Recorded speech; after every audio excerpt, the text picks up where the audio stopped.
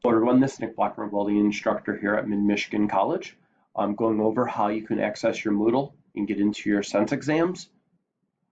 First, starting off, you're going to go to midmich.edu up here in the address bar. Once you go in there, you're going to go over to your portal.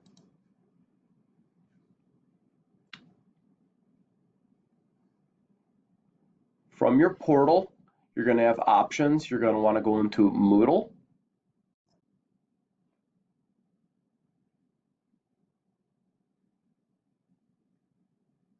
Now, from your Moodle, you won't see as many courses as what I have. These are the courses I'm teaching in the fall of 20.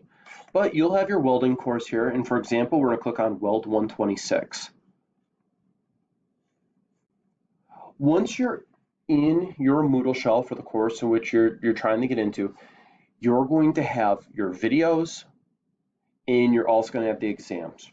Now remember, for each exams, you're going to have three tries, 90 minutes per try, and once you commit to starting an exam, that counts as your try for the 3 attempts that you have.